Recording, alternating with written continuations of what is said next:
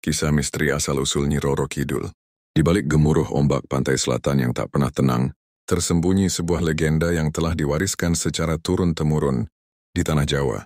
Legenda tentang sosok gaib penguasa samudra, Nyi Roro Kidul. Namanya dipuja dan ditakuti.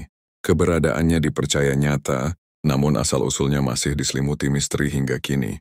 Awal mula dari seorang putri, zaman dahulu kala di kerajaan Pajajaran, hiduplah seorang putri bernama Dewi Kadita. Yoni adalah anak dari Prabu Siliwangi, raja besar yang bijaksana namun penuh ujian.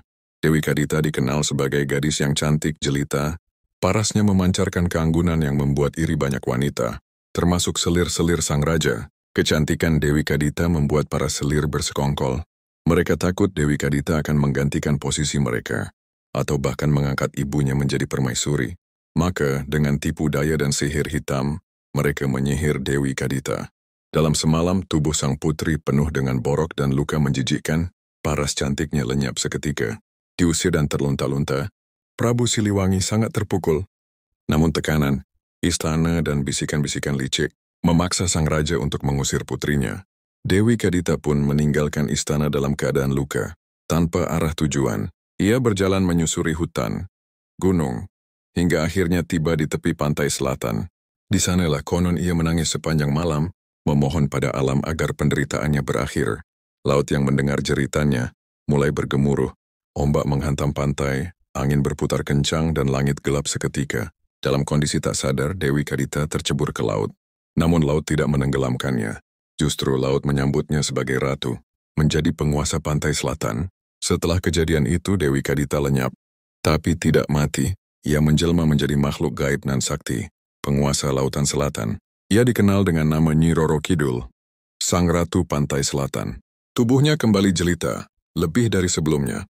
Rambutnya panjang menjuntai seperti ombak, mengenakan pakaian serba hijau berkilau, dan auranya memancarkan wibawa luar biasa. Ia menjadi penjaga alam, penguasa dunia gaib, sekaligus simbol kekuatan wanita yang dikhianati, namun bangkit dalam bentuk yang lebih agung, misteri dan mitos yang melekat. Ada banyak misteri yang melingkupi Nyi Roro Kidul. Konon, ia bisa muncul kapan saja di tepi pantai, terutama pada malam Jumat Kliwon atau malam 1 Suro. Banyak orang yang mengaku pernah melihat sosok perempuan cantik berjalan di atas ombak atau muncul dari pusaran laut. Di antara masyarakat pesisir, ada larangan tak tertulis. Jangan pernah mengenakan pakaian hijau di pantai selatan, karena warna itu dianggap sebagai warna kebesaran sang ratu. Barang siapa melanggar, dikhawatirkan akan dipanggil masuk ke laut dan tidak kembali. Hubungan dengan kerajaan dan dunia gaib, Nyi Roro Kidul dipercaya menjalin hubungan spiritual dengan Raja-Raja Mataram. Kisah misteri asal-usul Nyi Roro Kidul. Episode 2, Istana Gaib di Dasar Laut Selatan. Setelah Dewi Kadita menjelma menjadi Nyi Roro Kidul, Laut Selatan tak lagi sama. Ombaknya menjadi lebih buas namun seolah punya kesadaran. Banyak nelayan bersaksi bahwa laut bisa marah jika tidak dihormati. Tapi yang paling menggetarkan adalah kabarnya di bawah permukaan Samudra Selatan, berdiri megah sebuah istana. Gaib kerajaan tempat Nyi Roro Kidul memerintah, makhluk-makhluk alam gaib. Istana gaib sang ratu. Menurut cerita para spiritualis, istana Nyi Roro Kidul tak bisa dilihat dengan mata biasa. Hanya mereka yang punya kepekaan batin, atau yang dipanggil secara khusus yang dapat menyaksikannya. Letaknya berada di kedalaman samudra, tak jauh dari pesisir Parangtritis, Pelabuhan Ratu hingga Pangandaran. Konon istana ini berdinding mutiara, berlantai batu zamrud hijau yang bercahaya, pilar-pilarnya menjulang tinggi, terbuat dari karang laut suci, dan setiap sudutnya dijaga oleh prajurit-prajurit gaib berbaju perang yang berasal dari zaman kerajaan kuno. Di singgasana paling dalam, duduklah Nyi Roro Kidul dengan mahkota laut dan jubah hijau kebesarannya. Ia dikelilingi oleh dayang-dayang cantik, para penari laut, dan penasihat spiritual dari dimensi lain. Ia bukan hanya ratu, tapi pemimpin dalam keseimbangan antara dunia manusia dan alam gaib. Orang-orang yang dipanggil, ada banyak kisah tentang manusia yang hilang di pantai, namun muncul kembali beberapa hari kemudian dalam keadaan bingung atau tidak sadarkan diri. Ketika mereka sadar, mereka mengaku telah dibawa ke istana laut. Salah satu kisah terkenal adalah dari seorang nelayan tua dari Pangandaran yang menghilang saat badai. Seminggu kemudian, ia ditemukan duduk diam di tepi pantai. Saat sadar, ia berkata, "Aku dijamu oleh Ratu Laut. Dia sangat cantik. tapi matanya bisa membuatmu lupa siapa dirimu. Kisah lain datang dari seorang pesindan muda yang kesurupan saat tampil di acara adat. Dalam keadaan trans, ia menyebut dirinya sebagai Dayang Nyi Roro Kidul yang diutus untuk memilih manusia yang pantas mengabdi. Pintu masuk menuju kerajaan laut. Spiritualis dan paranormal meyakini bahwa ada titik-titik khusus di sepanjang pesisir selatan yang menjadi gerbang ke kerajaan gaib. Di antaranya adalah Pantai Parangkusumo, Yogyakarta. Di sini terdapat sebuah batu besar yang disebut sebagai Batu Cinta, tempat bertemunya Panembahan Senopati dengan Nyi Roro Kidul. Pelabuhan Ratu, Sukabumi. Hotel Samudra Beach memiliki kamar, nomor 308 yang konon dipersembahkan khusus untuk Nyi Roro Kidul. Kamar ini selalu wangi melati dan sering terdengar suara-suara gaib. Pantai Karanghawu, Sukabumi. Disinilah disebut-sebut gerbang air menuju Istana Ratu terbuka setiap malam. Jumat Kliwon atau malam 1 Suro, namun tak semua orang bisa masuk, hanya yang memiliki garis spiritual, darah raja, atau mereka yang telah membuat perjanjian, gaib tertentu yang bisa menembus batas dimensi.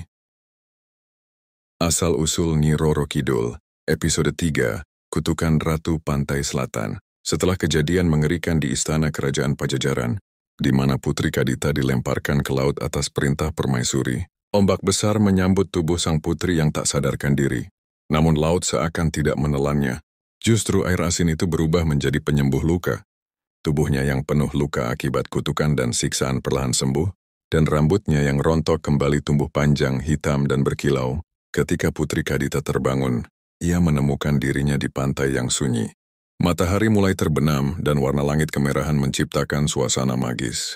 Di hadapannya, muncul sosok perempuan tua berjubah hijau, bermata tajam namun penuh kasih. "Engkau bukan manusia biasa, wahai anak," ujar perempuan itu. "Laut telah memilihmu. Namamu akan abadi bersama ombak." Wanita itu adalah penjaga alam gaib Laut Selatan. Ia membawa Putri Kadita masuk ke dalam lautan. Bukan tenggelam, tapi seolah membuka gerbang ke dunia lain. Sebuah kerajaan megah di dasar samudra. Pilar-pilar istana terbuat dari batu zamrud, ikan-ikan bercahaya berenang di sekitar, dan para makhluk halus laut berlutut memberi hormat. Di sanalah Kadita mendapatkan pewahyuan. Arwah leluhur datang dalam mimpi, mengatakan bahwa penderitaannya adalah ujian menuju kebangkitan. Ia bukan lagi hanya seorang putri, melainkan seorang ratu, penguasa alam antara dunia nyata dan gaib.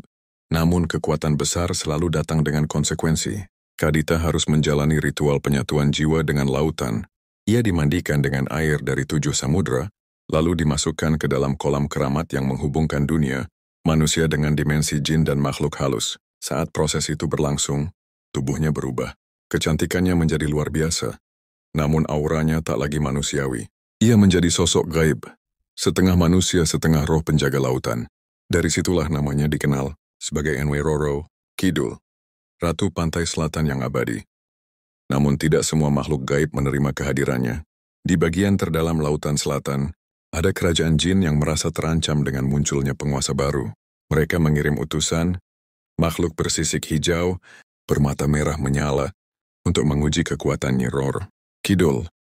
Pertarungan dahsyat pun terjadi di dalam palung laut. Dengan bantuan kekuatan gaib dari bumi, langit dan lautan, serta restu dari leluhur Pajajaran, Nyi Roro Kidul memenangkan pertarungan tersebut. Tapi kemenangan itu menyisakan luka jiwa. Ia menyadari bahwa kekuasaannya mengharuskannya hidup dalam kesendirian, jauh dari dunia manusia yang pernah ia kenal. Namun sebagai bentuk kasih sayang dan ikatan batin dengan tanah Jawa, ia bersumpah, "Barang siapa yang datang dengan hati bersih ke Laut Selatan akan kulindungi. Tapi siapa yang datang dengan keserakahan, akan kubawa ke dasar samudra." Asal-usul Nyi Roro Kidul, episode 4, Perjanjian Rahasia Raja-Raja Jawa. Setelah resmi menjadi penguasa pantai selatan, Nyi Roro Kidul hidup dalam dimensi gaib yang tak terjamah manusia biasa. Namun jalinan takdirnya belum berakhir. Ia memiliki misi besar, menjaga keseimbangan antara dunia manusia dan alam gaib, terutama di tanah Jawa yang kelak akan diperebutkan oleh banyak kekuatan besar. Pada suatu malam 1 Suro, di tengah suara debur ombak dan angin laut yang berhembus, membawa harum bunga kenanga, seorang tokoh sakti dari tanah Jawa datang memanggil namanya. Ia adalah Panembahan Senopati, pendiri Kesultanan Mataram. Lewat tapa berata di pantai selatan, ia hendak meminta restu gaib untuk mendirikan kerajaan yang kuat. Dengan jubah hijau kebesarannya dan rambut panjang menjuntai bagai ombak, Nyi Roro Kidul menampakkan diri di antara kabut malam. Sosoknya memancarkan kewibawaan dan keanggunan. Panembahan Senopati menunduk hormat. Wahai Ratu Laut Selatan, aku datang bukan untuk mengusik, tapi untuk meminta restu. Kiranya engkau berkenan menjadi pelindung kerajaanku. Mata Nyi Roro Kidul menatap tajam, seolah menembus jiwa. Ia menjawab, bukan hanya restu yang kau minta, tapi ikatan gaib seumur hidup. Bersediakah engkau memikul beban dari dua alam? Panembahan Senopati mengangguk. Maka, terjadilah perjanjian gaib pertama antara Nyi Roro Kidul dan Raja-Raja Mataram. Perjanjian itu berbunyi, mulai saat ini dan seterusnya, setiap raja yang memerintah tanah Mataram harus menjalin ikatan batin denganku. Aku akan menjadi penjaga dari balik tabir, tetapi raja harus menjaga kelestarian tanah Jawa dan tidak melupakan keberadaan dunia gaib. Perjanjian ini tidak sembarang janji, ia diikat oleh darah, mantra, dan roh leluhur. Konon Panembahan Senopati dan Nyi Roro Kidul melakukan penyatuan di Laut Selatan dalam wujud spiritual, memperkuat perjanjian agar tidak bisa dikhianati. Sejak saat itu, setiap raja keturunan Mataram wajib berkunjung secara gaib ke istana Nyi Roro Kidul di Parangtritis, entah lewat mimpi, tapa, atau ritual malam tertentu. Namun tak semua keturunan Mataram bersedia menepati perjanjian itu. Sebagian mencoba menjauh dari dunia gaib dan melupakan kewajiban spiritualnya. Maka bencana demi bencana pun terjadi. Pemberontakan, wabah, kegagalan panen, dan kematian tragis. Rakyat mulai percaya. Jika seorang raja tidak menghormati perjanjian gaib, maka Nyi Roro Kidul akan murka. Sampai pada suatu masa, muncul seorang tokoh besar yang kembali menjalin hubungan spiritual dengan Ratu Laut Selatan, Presiden Soekarno. Diceritakan bahwa Soekarno sering mengunjungi pantai Parangtritis dan melakukan meditasi khusus. Ia disebut-sebut memiliki hubungan batin kuat dengan Nyi Roro Kidul. Ada yang menyebutkan hubungan itu bukan hanya spiritual, tapi juga cinta dalam bentuk mistis. Namun semua itu menjadi misteri yang hanya diketahui oleh segelintir orang dalam kalangan spiritual Jawa. Asal-usul Nyi Roro Kidul, episode Bawah Istana, Gaib Laut Selatan dan para pengikut setianya. Malam-malam tertentu, ketika bulan purnama memantulkan cahayanya ke lautan luas, suara gamelan halus konon terdengar dari balik ombak pantai selatan. Kabut hijau tipis menyelimuti laut, dan mereka yang memiliki mata batin tajam bisa melihat bayang-bayang istana, megah yang berdiri kokoh di kedalaman laut. Istana gaib Nyi Roro Kidul. Istana ini tidak seperti istana manusia. Pilar-pilarnya terbuat dari batu zamrud dan giok laut. Atapnya berlapis mutiara, dan cahaya yang menyinarinya berasal dari sinar rembulan yang menembus air. Di dalamnya tak hanya Nyi Roro Kidul yang tinggal, tapi juga ribuan makhluk gaib yang menjadi pengikut setianya. Para pengikut Nyi Roro Kidul, kami prajurit Laut Hijau, pasukan elit yang mengenakan jubah dan baju zirah berwarna hijau toska. Mereka menjaga batas antara dunia gaib dan dunia manusia. Ketika seseorang dengan niat jahat mencoba mengganggu pantai selatan, pasukan ini akan muncul sebagai gelombang besar atau pusaran air yang menelan. 2. Para danyang penjaga pantai. Danyang adalah makhluk gaib penjaga tempat keramat. Beberapa di antaranya pernah menjadi manusia yang memiliki ilmu tinggi, lalu memilih menjadi abdi Ratu Selatan. Mereka kini menjaga titik-titik energi sakral di sepanjang pantai selatan, Jawa, mulai dari Pelabuhan Ratu, Parangtritis hingga Banyuwangi. 3. Wanita laut. Makhluk halus perempuan yang berwajah cantik dan mengenakan kebaya hijau. Mereka bisa muncul di malam hari untuk menguji manusia. Apakah datang dengan niat baik atau serakah?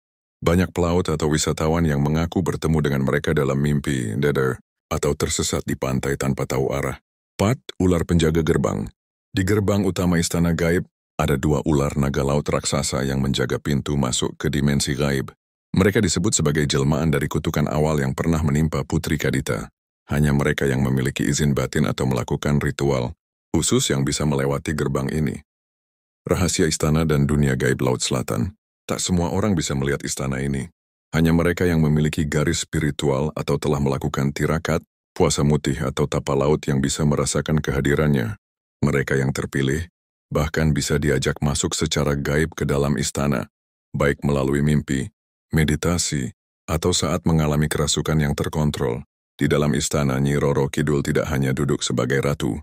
Ia mengatur keseimbangan antara alam manusia dan gaib. Ia menjadi pengadil dalam perselisihan antar makhluk halus, dan kadang mengutus danyang untuk membantu manusia yang tersesat, teraniaya, atau menjalani tirakat. Namun ada aturan yang tak boleh dilanggar. Satu, jangan pernah memakai pakaian hijau saat berada di pantai selatan.